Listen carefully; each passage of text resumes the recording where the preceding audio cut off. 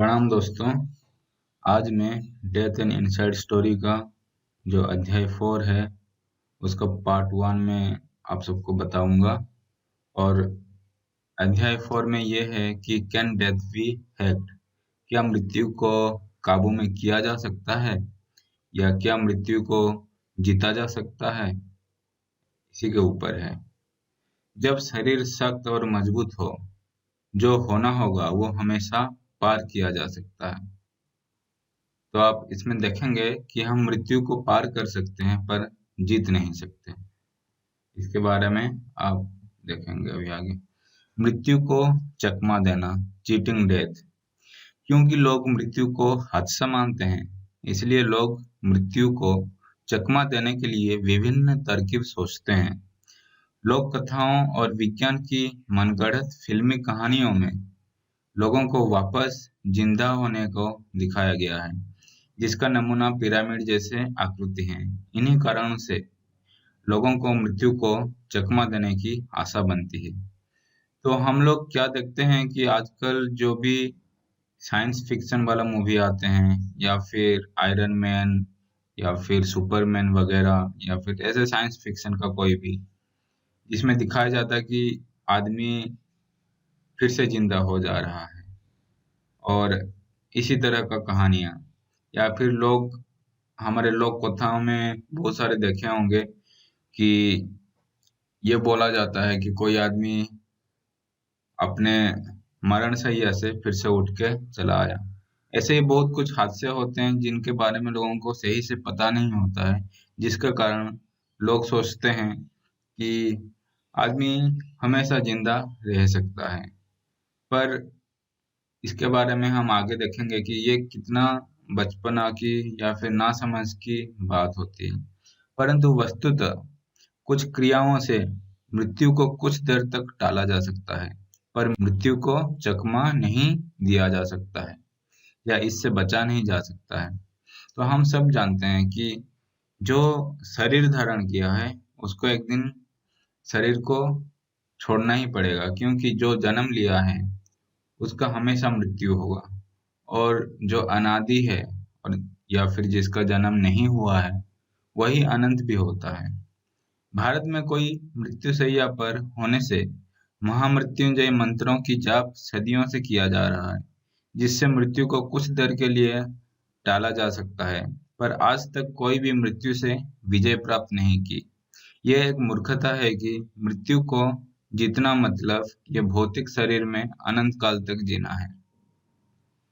तो यही हम जो बोल रहे हैं कि लोग महामृत्युंजय मंत्र, या फिर आप देखे होंगे हिंदू धर्म में भी आजकल जो धर्म के व्यवसाय होते हैं या फिर लोगों को जो उल्लू बनाते हैं, वो बोलते हैं कि आपको हम ये एक मंत्र दे रहे हैं, आप इसको जाप करते रहिए, आप मरेंगे नहीं। अभी नहीं मरेंगे, पर कभी ना कभी तो सभी को मरना ही पड़ेगा।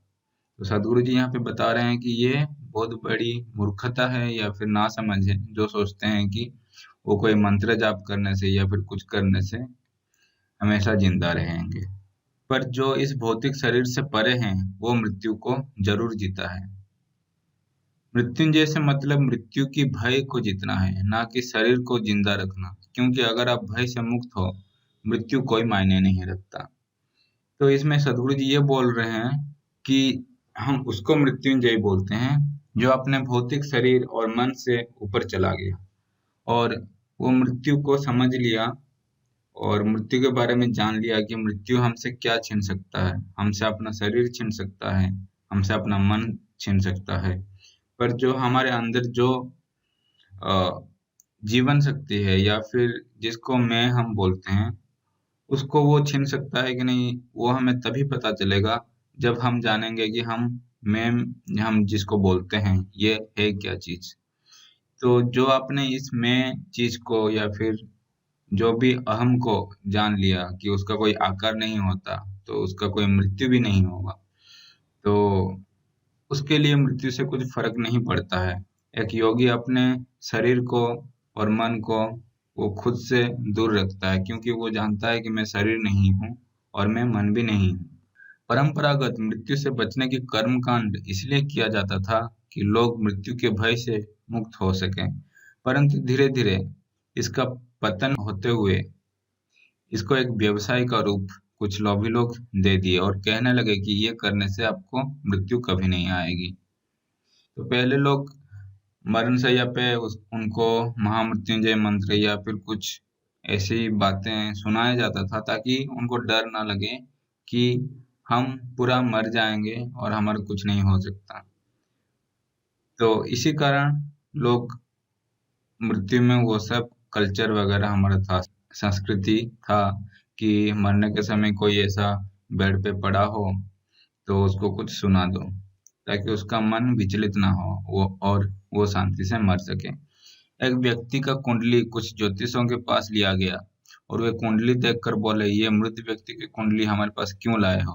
और अंततः उसको सदगुरु जी के पास लिया गया। तो इसमें सदगुरु जी एक बात बता रहे हैं जो हो गया है कि एक व्यक्ति को बहुत सारे ज्योतिषों के पास लिया गया था और उसका समय खत्म हो गया था जीने का। तो उस व्यक्ति की शक्तियों को देखकर सदगुरु जी उसको ध्यान लिंग के चारों ओर कुछ कुछ जगहों पर बैठने के लिए बोले ताकि उसकी ऊर्जा पुनः संभल जाए और पूर्ति हो जाए। यह व्यक्ति की आयु खत्म हो चुकी थी, पर वो कोई साधना या सही जीवन जीने की तरीका के कारण वो उस आयु से ऊपर जा चुका था। वो एक मरा हुआ जीवित व्यक्ति था। अगर वो आज जिंदा है तो वो उसी के कर्म के कारण जिंदा है जो सदगुरु जी के कहने के पालन करने से उसके जीवन को और बढ़ाया। तो इसमें सदगुरु जी ये बोल रहे हैं कि जो वो आदमी आया था उसका शरीर सदगुरु जी पढ़ लिए कि इसका ये शक्ति क्षीण है, कम है, तो इसको ध्यान लिंग में इस जगह पे बिठाने से उस शक्ति का प्रभाव बढ़ जाएगा और दूसरे जगह बिठाने से दूसरे शक्ति उसका बढ़ जाएगा। तो उस शक्ति में फिर से नया शक्ति भर जाएगा। इसीलिए वो ध्यान लिंग के चारों ओर जैसे बैठा तो उसके अंदर शक्ति का संचार होने लगा और जैसे कोई स्थिर बैठता है तो अपने आप एक ध्यान लिंग जैसी शक्ति से उसके ओर शक्ति बहने लग जाती है। तो इसी कारण उसका जो क्षीण शक्ति था, जो भी मरने के लिए जा रहा था, वो शक्ति फिर से ऊर्जावान हो गया और वो आज भी जी रहा है। और वो इसलिए जी रहा है क्योंकि वो वही कर्म किया जो सदगुरु जी उसको करने के लिए बोले थे। दो व्यक्ति एक साथ एक ही कारण से मर सकते हैं, परंतु दोनों की शक्ति के मुक्त होने का द्वार अलग होता है। जैसे हम पहले चैप्टर में बताए थे, पिछले चैप्टर में, कि जैसे शरीर से शक्ति निकलती है, जीवन ऊर्जा निकलती है, तो वो एक द्वार से निकलती है जिसको हम चक्र बोलते हैं और ऐसे 112 चक्र होते हैं। उनको 7 भागों में विभक्त किया गया है। तो दो व्यक्ति एक ही कारण मर भी सकते हैं परंतु उनका जीवन जीने का तरीका अलग होने के कारण, अनुभव अलग होने के कारण और उनका जो ऊर्जा होती है वो अलग अलग चक्रों से या द्वार से मुक्त होती है और उन दोनों का मरने का अनुभव भी अलग होता है। कुछ योगी शरीर का सब कुछ धीमा करके समाधि में जाते हैं और मृत्यु को टाल देते हैं। शिरडी साईं बाबा ने अपने अस्थमा के रोग में ऐसे ही 3 दिन तक समाधि में जाकर उससे मुक्त हुए थे। इसके बाद वो 32 साल और जिए थे। तो शिरडी साईं बाबा को एक बार अस्थमा हुआ था तो वो मरने के जैसे कगार पे आ गए थे। तो वो अपने भक्तों को बोले कि मैं 3 दिन समाधि में जा रहा हूँ, मेरे शरीर को तुम लोग संभाल कर रखना, अगर 3 दिन बाद में नहीं आया वापस तो मुझे इसी जगह पे दफना देना या कुछ कर देना। तो 3 दिन तक उनके भक्त लोग संभाल के रखे, फिर 3 दिन बाद वो फिर से जीवित हो गए। कुछ योगी शरीर को सब कुछ धीमी करके समाधि में जाते हैं और मृत्यु को टाल देते हैं, जो शिरडी साईं बाबा ने किए थे। समाधि में समय का अनुभव नहीं होता है क्योंकि समय केवल भौतिक की चक्र के रूप में गति के कारण होती है। इसलिए जो दूसरों के लिए 10 साल लगे वो योगी को 1 साल में ही अनुभव हो सकता है क्योंकि वो अपने समय चक्र की गति को 10 गुना धीमी कर दिया है। तो जैसे हम ध्यान में बैठते हैं तो हमारे लिए समय का अनुभव बहुत धीमी हो जाती है। जैसे मैं यहाँ पे अगर सोच रहा हूँ मेरे अनुभव में कि मैं ध्यान कर रहा हूँ और 5 मिनट में बैठा, पर लोगों के लिए वो बाहर की दुनिया के लिए वो 5 घंटा भी हो सकता है। पर क्योंकि मेरा सब कुछ धीमी हो गया है, शरीर का सारा कर्म और शक्ति का चालन भी, गति भी सब कुछ धीमी हो गया है, इसलिए मेरे अनुभव में समय 5 मिनट ही लगेगा, पर बाहर वो 5 घंटा हो सकता है। और इसी कारण जैसे ही हम सब कुछ धीमी करने लगते हैं तो हमारे जीवन को और 10 गुना बढ़ा देते हैं। अगर हम 10 गुना उसको धीमी करते हैं तो 10 गुना और बढ़ा देते हैं। इसी तरह से शिरडी साईं बाबा ने अपने 32 साल का जो उम्र है इसी तरह से बढ़ाया था। तो जैसे वो 3 दिन अ, समाधि में गए और 30 साल उसको 10 गुना 30 साल और बढ़ा दिए। और जो हम समय को जानते हैं, समय हम इसीलिए जान पाते हैं क्योंकि जो दिन या फिर रात हम अनुभव कर रहे हैं, ये दिन रात पृथ्वी अपने तरफ से चारों ओर घूमने के कारण हो रहा है। अगर पृथ्वी अपने चारों ओर नहीं घूमती तो दिन रात कभी नहीं होता। और ये हमारा 1 हफ्ता जो हो रहा है वो भी महीने का 1/4 है, और महीना जो हो रहा है एक बार चांद पृथ्वी के चारों ओर घूमती है तभी एक महीना होती है, और पृथ्वी सूर्य के चारों ओर एक बार घूमती है तो 1 साल हो जाता है। तो ये जब भौतिक जो भी गति करती है इसी के कारण हम समय का अनुभव कर पाते हैं या फिर देख पाते हैं। बाहर की दुनिया के लिए योगी समय को चकमा दे गया, पर सत्य में वो समय को चकमा नहीं दिया, क्योंकि समय घड़ियों में नहीं होती है। काल या समय भौतिक की गति के कारण होती है और उस पर ही जगत निर्मित होती है। तो ये सब जो कुछ भी गति नहीं करता, तो पृथ्वी अगर अपने चारों ओर नहीं घूमती तो एक तरफ पे पूरा गर्मी होती है और एक तरफ पे पूरा ठंडा, तो यहाँ पे इसमें जीवन बनना संभव नहीं होता। अगर चंद्र चारों पृथ्वी के चारों तरफ नहीं घूमती तो महीना नहीं होता, लड़कियों का या फिर स्त्रियों का ऋतुस्राव नहीं होता, मासिक धर्म जो भी नहीं होता। तो इसी कारण हम लोग पैदा भी नहीं हो पाते। और पृथ्वी अगर सूर्य के चारों ओर नहीं घूमती तो एक ही ऋतु होता, जैसे कि हमेशा एक ही ऋतु होता, क्योंकि सूर्य के चारों ओर घूम रहा है तो ग्रीष्म, वर्षा, शरद, हेमंत, शिशिर, वसंत वगैरह वगैरह ऋतु आती है, और इसी के कारण जीवन बन सकता है। अपने शरीर की प्रक्रिया को समाधि से धीमी करने से, जैसे कि 1 मिनट में कम सांस लेने से आपकी आयु बढ़ जाती है। ये ऐसा है कि आप धीमी होने से समय का खिंचाव कर लंबा कर देते हैं। हम खुद धीमी हो जाती हैं, जैसे मेरा शरीर 10 साल और जीना है तो मैं अभी ध्यान कर रहा हूँ, तो अपने जो सांसें, मैं अगर 1 मिनट में 15 बार सांस लेता हूँ और उसको मैं कम करके उसको मैं 5 बार कर दिया, तो हमें 3 गुना उसको धीमी कर दिया, तो मैं 10 साल जीने वाला था वो 30 साल में कन्वर्ट हो जाएगा, क्योंकि मैं इसी तरह से सांस लेता हूँ, धीमी सांस लेता हूँ, प्राण शक्ति का कम खर्च करता हूँ। परंतु अगर आप शरीर को बर्फ जैसे ठंड में 100 साल तक पूर्ण विराम करते हैं और पुनः जागते हैं, तो आप जीते नहीं, और इसका कोई मतलब नहीं है। जब आप फिर से जन्म लेकर ताजा नया शरीर धारण कर सकते हैं, तो फिर पुराने शरीर में जीने का क्या फायदा? क्योंकि वो तो टूट गया होगा, शरीर जर्जर हो गया होगा, बूढ़े शरीर में हम क्यों जिएंगे? इजिप्ट के पिरामिड की मम्मी भी ऐसे ही सड़े सूखे शरीर और पुनः जीवित होने के उदाहरण है। तो जो पिरामिड वगैरह होता है वहां पे भी इसीलिए शरीर को ऐसे रख दिया जाता है, प्रिजर्व करके, संभाल के, ताकि फिर से वो लोग सोचते थे कि आत्मा फिर से आके उसी शरीर में घुस जाएगा और वो शरीर फिर से जीवित हो जाएगा।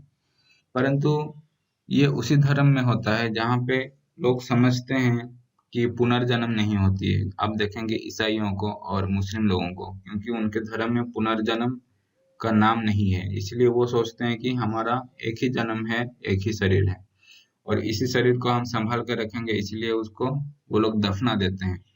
परंतु हिंदू लोगों को पता है, या फिर बौद्ध को पता है, या फिर जैन को पता है, जो भी सिख लोगों को, कि पुनर्जन्म होता है और कई जन्मों की सफर के बाद हम सत्य को जान पाते हैं। इसीलिए हम लोग क्या करते हैं कि शरीर जैसे मर जाता है तो हम शरीर को जला देते हैं कि शरीर गया, अब शरीर से कुछ झंझट नहीं है कि कोई मम्मीज बना के रखेंगे, फिर मुर्दे फिर जिंदा हो जाएंगे।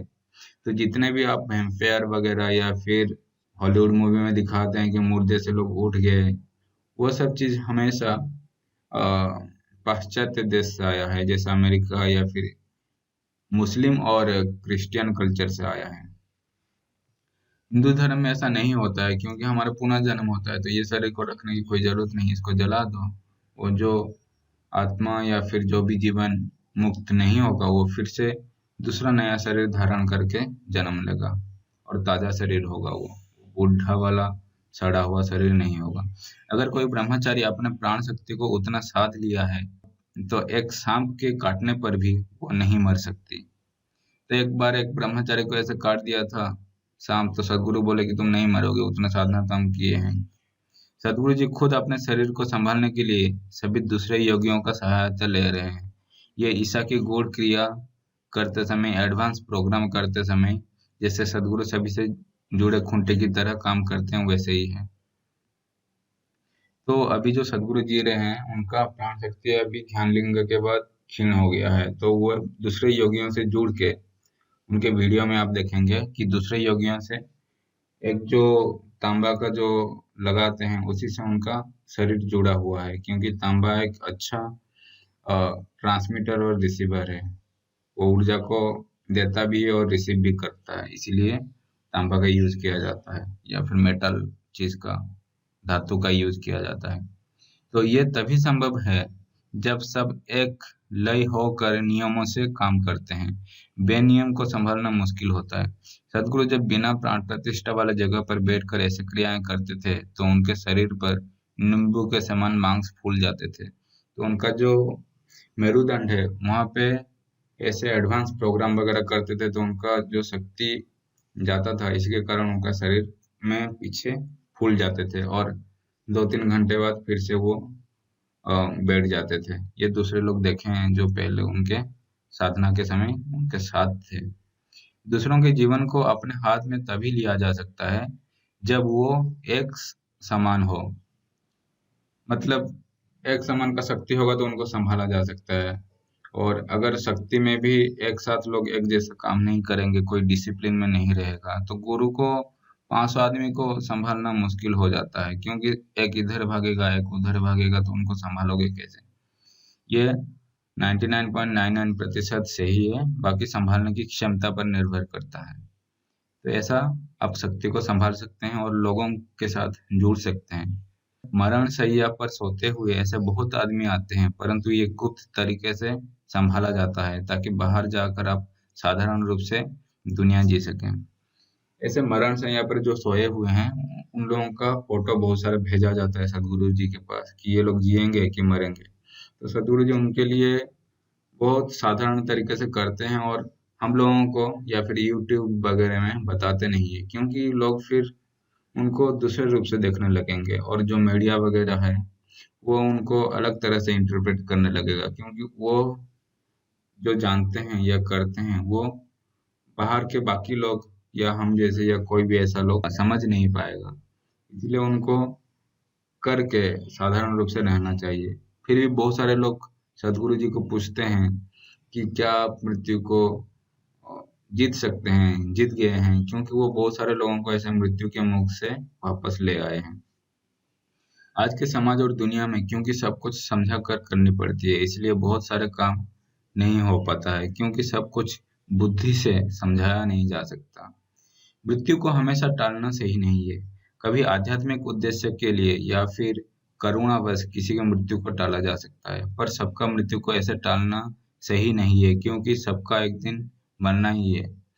और मृत्यु टालने के बाद आने वाले समय का अनुभव कैसा होगा, वो भी बताया नहीं जा सकता।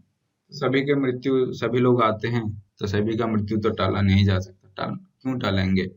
अगर किसी को टालने की जरूरत होगा, या फिर उसको आध्यात्मिक अनुभव कुछ बाकी रह गया होगा, और ये इसी जन्म में करने से वो मुक्त हो जाएगा, तो उन लोगों का मृत्यु को टाल के उनको और थोड़ा साधना करने से शायद वो मुक्त हो जाएं, तो इसमें ये सब करने में अच्छा है।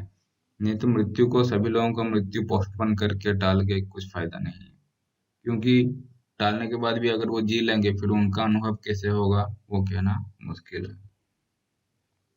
मृत्यु की नृत्य, द डांस ऑफ डेथ। मरे हुए को जीवित करना आध्यात्मिक साधना के महान शक्ति के हिसाब से लोग मानते हैं। तो जो कोई भी आध्यात्मिक साधना करता है, अगर वो मरे हुए आदमी को जिंदा कर देगा, तो उसको लोग बोलते हैं कि हाँ, उसके पास बहुत शक्ति है। बहुत लोग ऐसे भी मरे हुए जी रहे हैं क्योंकि उनको अपने अंदर होने वाली क्रियाओं के बारे में पता ही नहीं है। और आजकल तो सब मरे हुए ही जी रहे हैं, अपने अंदर हो क्या रहा है, हमारे भावना में क्या हो रहा है, हम क्या कर रहे हैं, ऐसे ही बेहोश रहते हैं लोग। शराब वराब पी के बेहोश में ही रहना पसंद करते हैं। तो ऐसे ही लोग मर मर के जी ही रहे हैं। तो वैसे कहने पर इन लोगों को जीवित करना सदगुरु जी का काम है। तो सदगुरु जी क्या करते हैं, इन्हीं लोग जैसे लोग तड़प रहे हैं और ऐसे जी रहे हैं मरते हुए, तो उन्हीं लोगों को अच्छे से जीना सिखा देना एक तरह से उन लोगों को जीवित करने जैसा है। पर जो लोग मर गए हैं या फिर उनके शव को जीवित देखना चाहते हैं, ये बहुत ही नासमझ इच्छा है। लोग सोचते हैं कि मरे हुए शव को आप जला दें, उससे क्या फायदा होगा। मरे हुए सारे जीवन को जीवित करना नासमझ इसीलिए है क्योंकि सब मुर्दे जीवित होने से अभी के जीवन को जीना संभव नहीं। जिसको जीवन की सही समझ नहीं है, वही मुर्दों को वापस जीवित करना चाहेगा। तो अगर आप सोच लीजिए कि अभी डायनासोर वायनासोर जितने मरे हुए हैं सारे, कि आपका और मेरा संबंधी को जीवित करना नहीं है। अगर सदगुरु जी जीवित करेंगे तो वो सबको जीवित कर देंगे और डायनासोर को जीवित कर देंगे, हिटलर, अलेक्जेंडर, फिर से युद्ध शुरू हो जाएगा, हम लोग जिएंगे कहाँ। इसलिए जो मर गए हैं उनको मुर्दा ही रहने देना चाहिए। और जो हम अभी जी रहे हैं और मुर्दे जैसा जी रहे हैं, उन लोगों के ऊपर कुछ किया जाना चाहिए।